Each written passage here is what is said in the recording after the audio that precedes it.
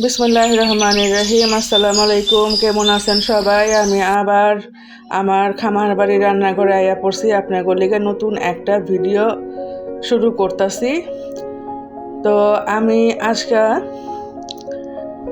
চুলায় কড়াই বসাইছি, আগুনও জ্বালাইছি, কড়াই গরম হয়ে গেছে। ওখানে আমি তেল দিতেছি।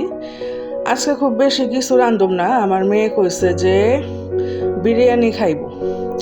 আসলে বিরিয়ানি না, এটা হলো তেহারি, খুব অল্প মশলায় কেমনে তেহারি বানান যায় সেটাই দেখামো। যে আগের দিনে নানি দাদিরা মায়েরা খালারা যেমনি বিরিয়ানি বানাইতো তেমন একটা মশলার ব্যবহার করতো না। এত বাদাম বাটা, অমুক বাটা, তমুক বাটা, এই মশলা সেই মশলা, এইগুলা হলো বর্তমান যুগের তামসা।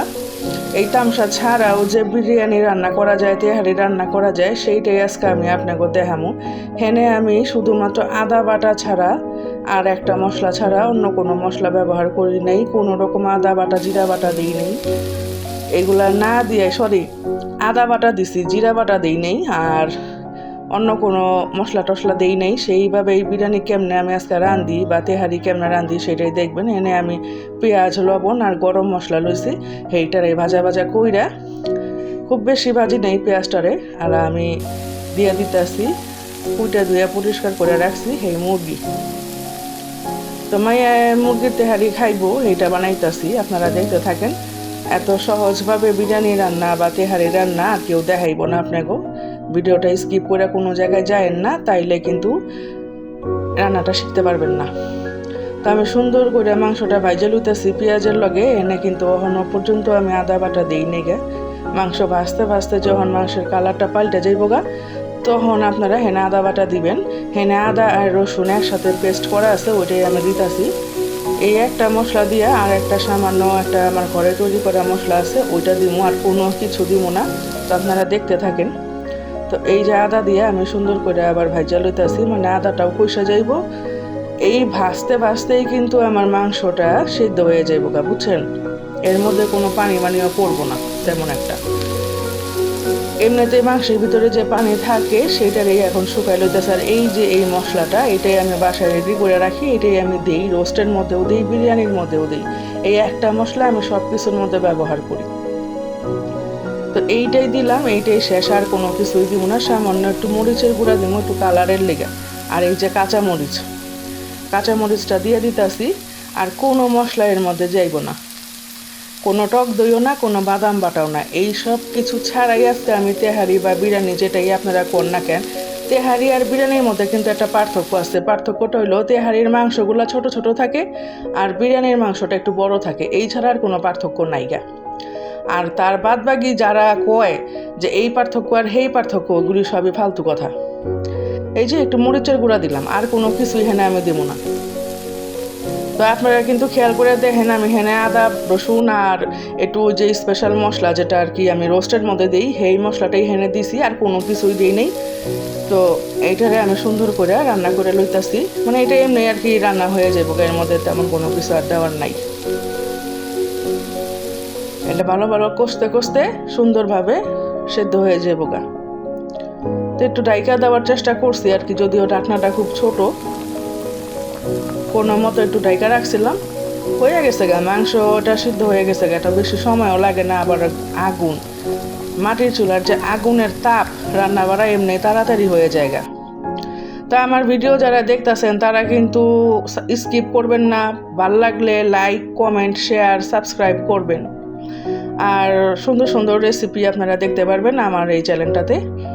তো এখনও মনে করেন যে খুব সুন্দরভাবে গুছায় এই জায়গায় আমি ভিডিও করতে পারি না, রান্না করতে পারি না। আস্তে আস্তে এটা ঠিক হয়ে যাইব গা, আপনারা একটু ধৈর্য সহকারে দেখেন, ভালো লাগবো। তো এখন আবার পাতিলে তেল দিতেছি, এর মধ্যে আমি একটু চাল ভাজা লমু। পোলাওর চাল আমি কতক্ষণ ভিজায় রাখা তারপরে ধুয়ে ঝরাই লইছি। পোলাওর চালটা আপনারা আগে একটু ভিজায় রাখার চেষ্টা করবেন, আধা ঘন্টা 1 ঘন্টা ভিজায় রাখলে চালটা একটু লম্বা লম্বা সুন্দর হইব পোলাওটা। আর ভিজিয়ে না রাখলে পোলাওটা খুব একটা ভালো হয় না। তো এখানে আমি চাল ভাজা শেষে পরিমাণ মতো গরম পানি দিয়ে দিলাম। তো এখানে আমি আপনাকে একটা কথা কই, আপনারা ভাত রান্না করেন আর পোলাও রান্না করেন আর যাই রান্না করেন, চালটা আগে একটু ভিজায় রাখবেন। সেই চালের ভাত বা পোলাওটা কিন্তু দেখতে খুব সুন্দর হয় আর তাড়াতাড়িও রান্না হয়। তা আম্মা আবার এই জায়গায় একটা বেড়া দেওয়ার চেষ্টা করছে যাতে বাতাস না আসে, একটা কাঠ ধরে রাখছে। এই জায়গায় আমি দিয়ে দিলাম কাঁচামরিচ আর পরিমাণ মতো লবণ দেবো। আমার লবণের একটা মাপ আছে, এটা আমি আপনাকে কইয়া দিই আজকে। 1 কেজি চাইলের মধ্যে 1 মুঠ লবণ দিবেন। 1 মুঠ আবার অনেক বড় করে দিয়েন না, মিডিয়ামভাবে শান্তভাবে স্বাভাবিকভাবে আপনি 1 মুঠ লবণ দিবেন। খুব বেশি পরিমাণ দিলে কিন্তু আবার ঝামেলা আছে। হ্যাঁ, আমি একটু গরুর দুধ গুইলা লইতাছি, পোলার মধ্যে দিয়া দেবো। গুঁড়া দুধ আমি হেনে ব্যবহার করতেছি। আপনারা ইচ্ছা করলে গরুর দুধও দিতে পারেন লিকুইডটা, কিন্তু কাঁচাটা দিন না। যে গুইলা আমি দিয়া দিলাম, এতে পোলাওটা সুন্দর হয়, বিরিয়ানিটা সুন্দর হয়। তো এই জায়গায় আমি মাংসগুলা কড়াই থেকে উঠায় রাইখা আমি মাংসের নিচে যে একটু ঝোল ঝোল আছে ওইটা আমি এখন এটা ইসের মধ্যে পাতিলের মধ্যে দিয়ে দিব, যাতে চালটার লগে সুন্দরভাবে এটা মিশা জায়গা। আপনারা ইচ্ছা করলে চালটা ভাজার সময় ওইটা দিতে পারেন। আমি দেই নাই কেন, খুবই গরম আসলো, আমার পক্ষে এটারে আজর করা সম্ভব হয় নাই, মাংসগুলার আলাদা করা সম্ভব হয় নাই। আমি ঠান্ডা করার লেগে একটু সময় লইছি, এর লেগে ওখানে দিলাম। আবার যদি আমি চাইলের সাথে ভাজার সাথে দিতাম তাইলেও হইতো।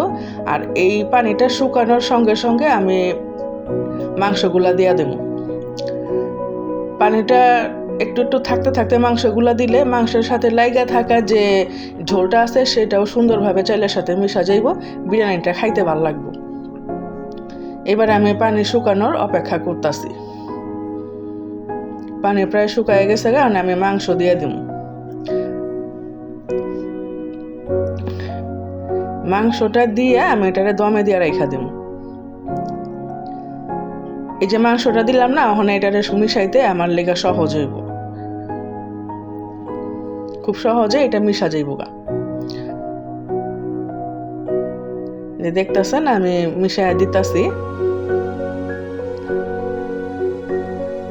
মেশানো হয়ে গেছে গা, আমি এটারে ঢাইকা দিব আর জালটা আমি এখান থেকে কমায় দেব।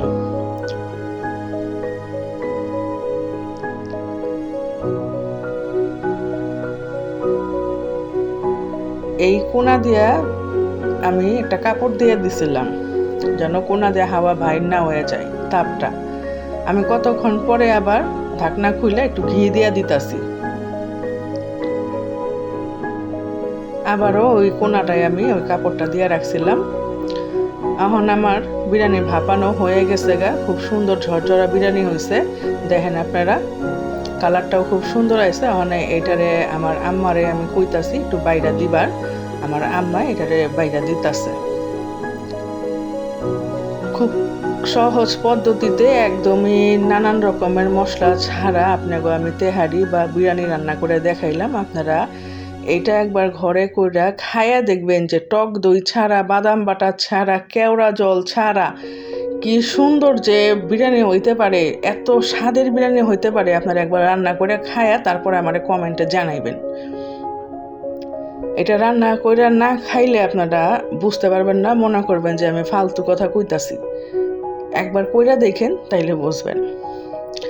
তো আমি কথা কইতে কইতে কিন্তু ভিডিওর লাস্ট পর্যায়ে চলে আসি। আজকে আপনাদের কাছ থেকে আমি বিদায় লইতাছি।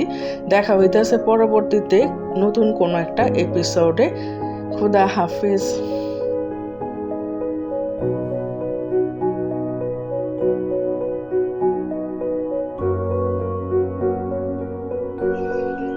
বিরিয়ানিটা অনেক মজা হয়েছে।